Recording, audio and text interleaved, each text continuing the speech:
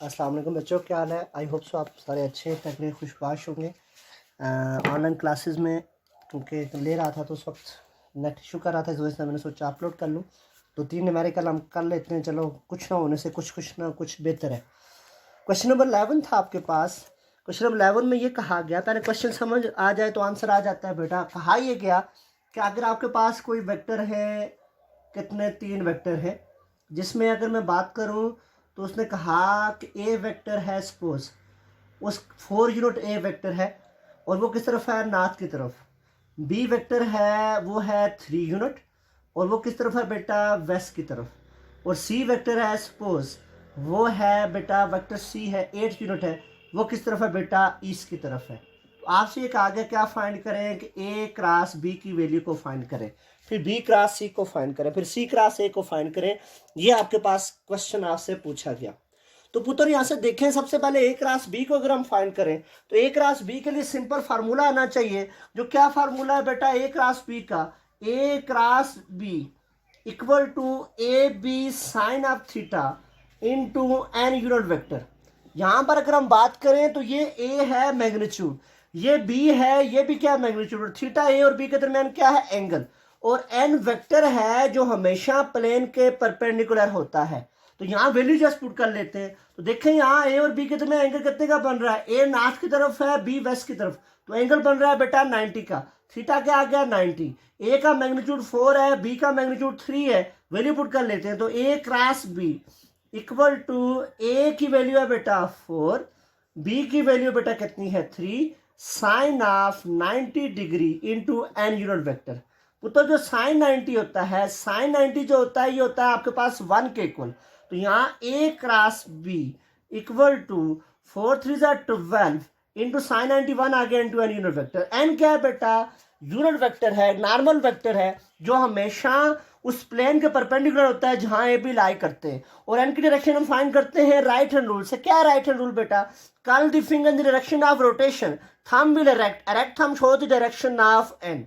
बेटा यहाँ A cross B है, इसका मतलब फिंगर को कर्ल करना है ए से बी की तरफ, तो फिंगर को कर्ल करेंगे ए से बी की तरफ, थंब को इरेक्ट रखेंगे, इरेक्ट थंब शो करेगा। यहाँ ए क्रॉस बी की डायरेक्शन क्या है बेटा, आउटवर्ड, और यहाँ आउटवर्ड के बजाय हम क्या लिख देंगे, आउटवर्ड है, या हम क्या लेंगे बेटा किस तरफ है, अपवर्ड है। तो यहाँ ए क्रॉस बी की डायरेक्शन आउटवर्ड है, या हम क्या लेंगे बेटा, अपवर्ड। ये तो इस क्वेश्चन का, क्वेश्चन नंबर 11 का बेटा क्या आ गया, फर्स्ट पार्ट आ गया। अब देखें हम इसका बी पार्ट करते हैं। बी के पार्ट में क्या कहा, बी ए क्रॉस बी तो हमने फाइंड कर लिया, अब क्या फाइंड करना है बेटा, ए क्रॉस बी के बाद बी क्रॉस सी। तो बी क्रॉस सी भी उसी तरीके से, B cross C is equal to B C sine of theta into N unit vector. बेटा बी और सी के दरमियान, ये बी है किसकी तरफ बेटा, वेस्ट की तरफ नजर आ रहा है, सी है इसकी तरफ, तो बी और सी के दरमियान एंगल जो बन रहा है वो कितने का बन रहा है, बेसिकली 180 का।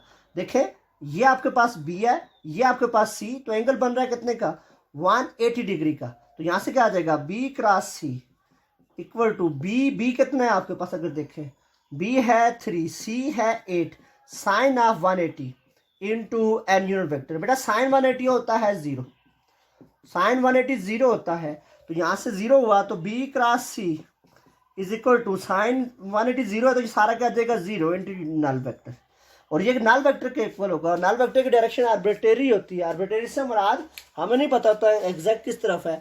तो ये आपके पास क्या आ गया इसका बी पार्ट। उधर सी पार्ट की तरफ देख जाते हैं। सी पार्ट क्या होगा, देखें अगर हम, वो होगा ये ए क्रॉस बी क्रॉस सी और सी क्रॉस ए, सी क्रॉस ए, मतलब सी और ए के दरमियान ये सी क्रॉस ए है। बेटा सी और ए के दरमियान, सी वेस्ट की तरफ है, ए नॉर्थ की तरफ है, एंगल 90 का बन रहा है, तो C cross A is equal to C A sine of theta into N unit vector. बेटा सी जो है वो आपके पास किस तरफ है बेटा, अगर बात करें तो वो है ईस्ट की तरफ, वैल्यू है 8। बेटा ए जो है नॉर्थ की तरफ है, वैल्यू है बेटा 4, और सी और ए मतलब एक ईस्ट है और नॉर्थ, एंगल कितने का बन रहा है 90 इंटू एन यूनिट वेक्टर। तो यहाँ से क्या फॉर्म बन जाएगी, 432 इंटू बेटा क्या आ जाएगा, साइन 91 है इंटू एन यूनिट वेक्टर। इसकी डायरेक्शन बेटा देखें, अब क्या है आपके पास यहाँ सी क्रॉस है, या ए क्रॉस सी होता है तो डायरेक्शन अपोजिट हो जाती है, तो सी क्रॉस से अगर हम कर रहे हैं तो सी से ए की तरफ हम लेके डायरेक्शन को, ये तो इसकी डायरेक्शन भी अपवर्ड आ रही है या आउटवर्ड आ रही है। अगर ऐसा पूछा जाता ए क्रॉस सी ये तो सी क्रॉस ए आया, इसकी डायरेक्शन अपवर्ड आ गई। अगर ऐसा पूछा जाए सी क्रॉस ए, तो सी क्रॉस ए भी यही होगा, फर्क कितना होगा, ए क्रॉस सी अगर पूछा जाए, ए क्रॉस सी बिल्कुल ऐसे ही होगा, A C sine of theta into N unit vector. तो थीटा 90 का है तो क्या आ जाएगा, A cross C is equal to, A कितना है बेटा आपके पास पुत्र, देखें 4, सी कितना है आपके पास बेटा 3, sine 90 into N unit vector. तो ये भी आ जाएगा 32 एन यूनिट वेक्टर, लेकिन इसकी जो डायरेक्शन होगी सी, ए क्रॉस सी की, अब ए से सी की तरफ, ए से सी की तरफ फिंगर को कर्ल करें, थंब को रेक्ट रखें, तो उसकी डायरेक्शन क्या होगी, इनवर्ड, क्योंकि ए से सी की तरफ फिंगर को कर्ल करें और थंब को इनवर्ड होगा, तो इसका मतलब इसकी डायरेक्शन इनवर्ड, या हम क्या लेंगे बेटा डाउनवर्ड, डायरेक्शन अपोजिट हो जाती है, ये पहले भी बताया हुआ आपको। ये क्वेश्चन नंबर कौन सा था बेटा, क्वेश्चन नंबर था 11। क्वेश्चन नंबर 11, अब क्वेश्चन नंबर 11 आपको बताया, अब देखिएगा क्वेश्चन नंबर 12। क्वेश्चन नंबर 12 देखिएगा, 12 में कहता है सिंपल, क्वेश्चन नंबर 12 में ये कह रहा है कि आपके पास क्या है, फोर्स है 3i प्लस जे प्लस 5k, कहता है फोर्स लग रही है, सिंपल उसने फोर्स की वैल्यू दी है, F इज इक्वल टू क्या दिया उसने बेटा, -3i प्लस जे प्लस 5k, और R की वैल्यू उसने दी हुई है बेटा क्या, R is equal to value दी है 7i प्लस 3j और प्लस k। आपसे कहा गया क्या फाइंड करें बेटा, टार्क फाइंड करें, 7i plus 3j plus k। तो टार्क फाइंड करना है आपने, किसकी वैल्यू को, टार्क को फाइंड करना है, देखिएगा समझिएगा। तो टार्क होता है tau is equal to R cross F. तो पुत्र अगर आपको याद हो तो मैंने बताया था जब भी टार्क फाइंड करेंगे तो कोशिश करें डिटरमिनेंट मेथड से करें, डिटरमिनेंट मेथड से आपके लिए आसानी होगी, तो इसको डिटरमिनेंट मेथड से हम करते हैं। Tau is equal to R cross F find करना है, तो डिटरमिनेंट बना ले बेटा, इधर डिटरमिनेंट कैसे बनाते हैं, इधर लिखेंगे आई, इधर लिखेंगे जे, इधर लिख लेंगे बेटा के।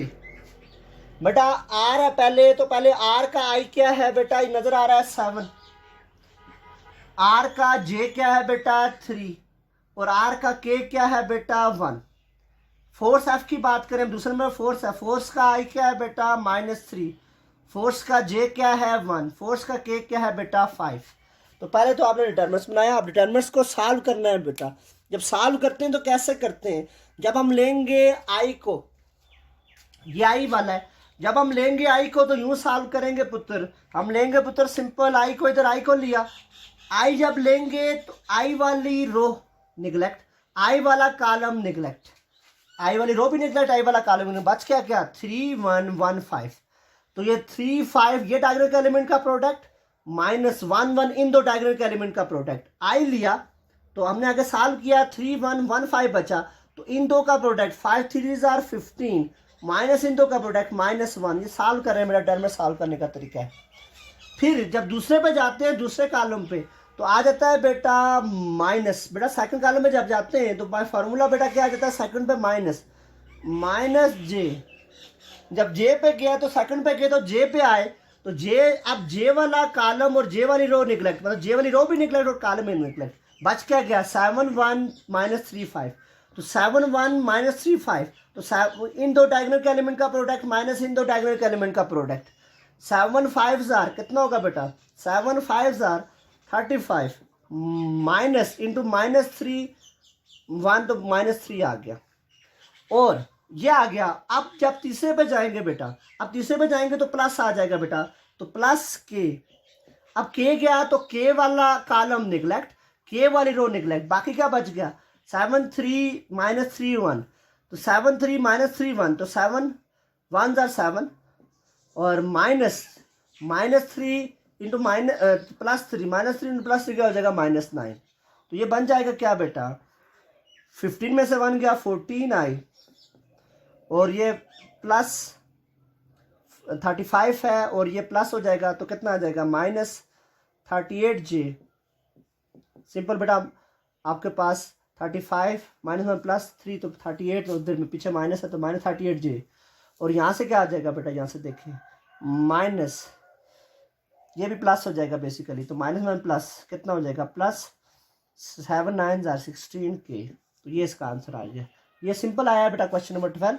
13 क्वेश्चन बिल्कुल ऐसा ही है, वो आपकी मैं असाइनमेंट दे देता हूँ पुत्र आपको, उसमें भी सिंपल आपने ऐसे ही टाइज is equal to R plus F करना है।